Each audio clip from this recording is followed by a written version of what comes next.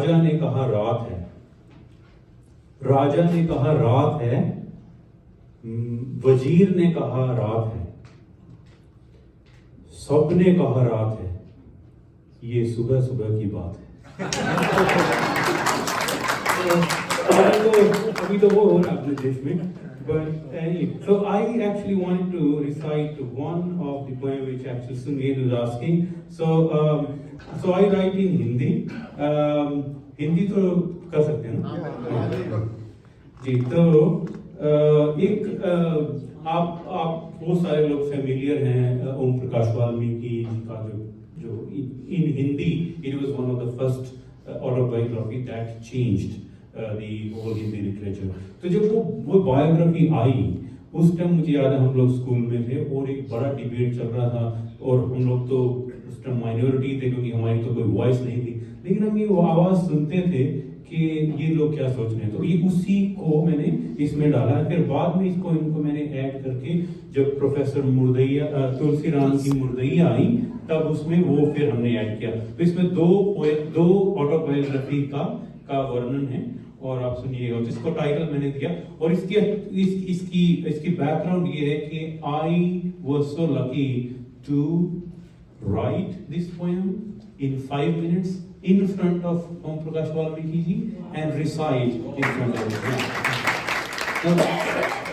तो टाइटल है मेरी कलम।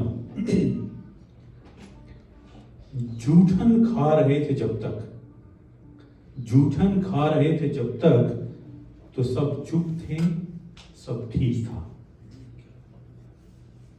झूठन लिख दिया तो बवाल हो गया। वो कहते हैं अक्सर मुझसे कि ये तुमने साहित्य का क्या मजाक बना रखा है, तुम साहित्य का मतलब बिगाड़ रहे हो, बताओ साहित्य भी कभी दलित होता है। मैं चुटकी लेता हूं कि यार जब इस देश में कुदरत की श्रेष्ठतम रचना मनुष्य, जब नीच शूद्र दलित मलेच्छ और अछूत हो सकता है, तो ये साहित्य कौन बड़ी बात है। असल में तो तुम्हारे दरवाजे पर उजियारा है, कब से उजियारा है सत्ता का, साहित्य का। मेरे पास तो एक खौफनाक ठिठुरती लंबी काली रात है, पर अब मुझे फक्र है, नाज है, क्योंकि अब मेरे पास कलम है, अल्फाज है।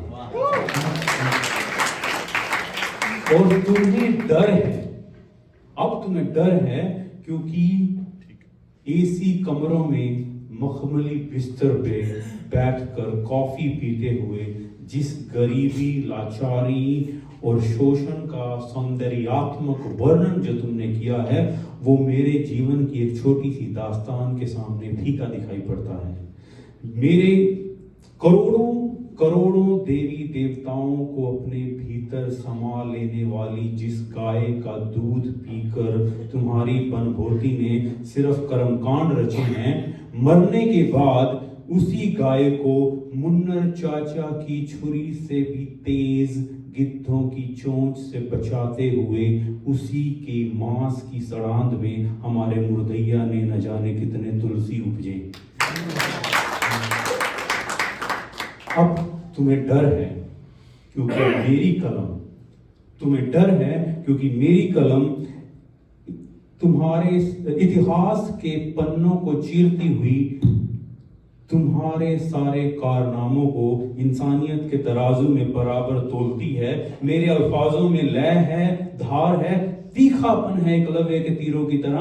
मेरी कलम द्रोणाचार्य की करुता के सारे राज खोलती है और तुम अब बौखला कर कहने लगे हो कि मेरी कलम बहुत बोलती है।